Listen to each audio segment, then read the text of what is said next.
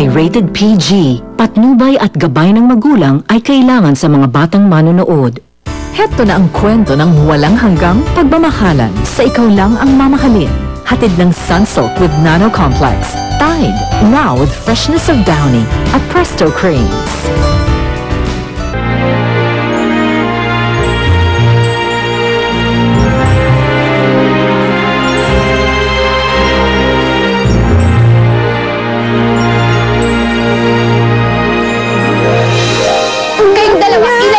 Yung babae niyan at wag na wag niyong papabalikin dito.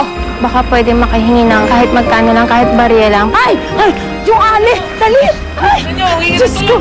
Isang lukaret na takasan kayong lahat! Gagawin kong lahat ng paraan para makita ulit si Lilian. Wala naman akong tinatawag na magagawa ng aircon Sino namang nagbigay nito? Aalis kayo? O tatawag ako ng pulis? Sige, tumawag ka ng pulis nang sabay-sabay tayong pumunta ng presinto. Baka mo naman na ipamangkin ko. Wala siyang alam. Basta, kausapin mo lang ng pamangkin mo na huwag nang lalapit sa mga Puentabella para makaiwasan sa gulo. Okay ka lang ba? Ano ba talagang nangyari sa'yo? Ayoko sa asawa. Yung anak ko lang. Kailangan ko makausap talaga yung anak ko. You know what? You make a good point. I should focus on my family. And that means Ferdinand. You're falling for Ferdinand. Anong sinasabi mo, Romel? Yung buwisit na Catherine na yan Nakakabahan na ako Ano siya ilalayo kay Daddy? Eh di kikidnapin namin. Alam ko naman marami kang problema ngayon Ayoko naman dumagdag. Sorry talaga. Pwede bang iwan mo muna ako? Ito? Wow! Ang gandang bahay! Uy, big time ka pala, Lilian. Hindi mo sinasabi sa akin. Ang ganda! Alam mo hindi sana ako maniniwalang bahay mo to Pero, nakatakot sa'yo sa mga gwardya Akalain mo yon? Oh, ano nangyari sa'yo? Bakit? Sakit kasi ng tiyan ko Oh, tsaka pinagpapawisan ka. Kanina nahilo ka. Mataas ang BP. Ngayon naman masakit ang tiyan. Alam mo ganyan na ganyan yung nangyayari sa pamangking kong adik. Nako, Lilian, huwag mong sabihin sa aking adik ka rin, Nako, Hindi ako adik. Dinidroga ako ng doktor ko pero hindi ako adik.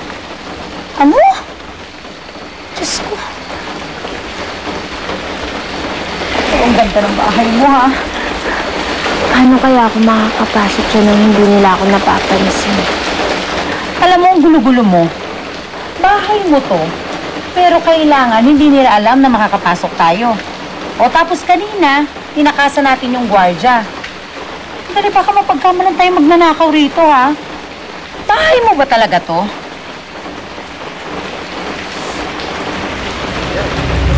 Sandali. Oh, naparat ka. Maganda naman matatago tayo. Sige mo naman.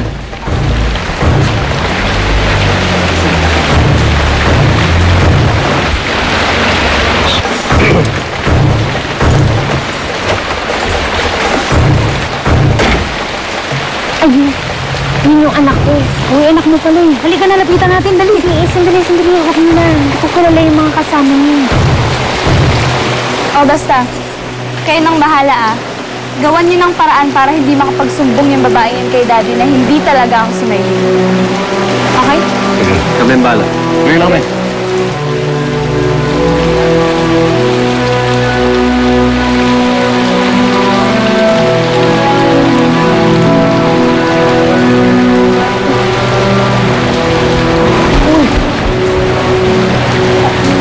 Ano ba?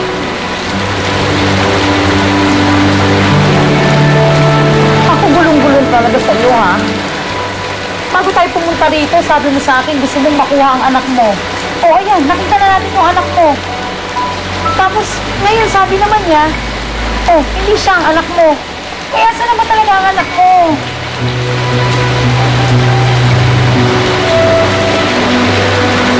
Ano, halika na. Pumasok na tayo. Hindi daw siya si Maylene. Hindi siya yung anak ko. Ano ibig sabihin? Rina? Sabihin mo kami. Will you please just let me explain? Ano bang sasabihin mo, Amara? Na nagsisinungaling si Romel, ha? That you're not in love with your brother? Tama lang naman na mahalin ko si Ferdinand dahil kapatid ko siya, hindi ba? Crap, Amara! Alam ko naman na hindi kayo magkadugo ni Ferdinand eh. Hindi malayo na mahalin mo siya ng higit pa sa isang kapatid.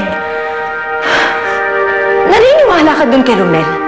Eh lahat naman ng lalaki makita nung kadikit ko pinagseselosa na niya. But he's right all along. Naging bulag lang ako kaya hindi ko napansin. Kaya pala gano'n na lang yung galit mo kay Lilian. Kaya pala, ayaw mo sila magkatuluyan. Dahil gusto mong solohin si Ferdinand. Hindi totoo yan, Trina. Ayoko magkatuluyan. Ayoko magkatuluyan si Ferdinand at saka si Lilian dahil ikaw ang gusto ko para sa kanya. Ako? O baka gusto mong mapunta sa sayo, ha? Kaya pala ginamit mo lang ako para mapaglayo yung dalawa. At pagkatapos ano? Anong gagawin mo sa akin, ha? Babaluin mo din ako? Ipapapatay mo ako sa mga doktor? You don't be absurd! Hindi ko kaya gawin yan. Hindi ko magagawa yan sa'yo. Tama na, Amara. Hindi mo na mabilog yung utak ko. Hindi na ako maniniwala sa'yo. Hindi ka na nahiya kay Ferdinand. Pinalaki ka ng magulang niya. Tinuring na tunay na anak. Pinagkatiwala sa'yo si Ferdinand para alagaan mo. Pero ano ginawa mo? Pinagapang mo siya sa isip mo. Nakakadiri ka, Amara. Nakakadiri ka! You know what? You can't get away with this. Not this time, Amara.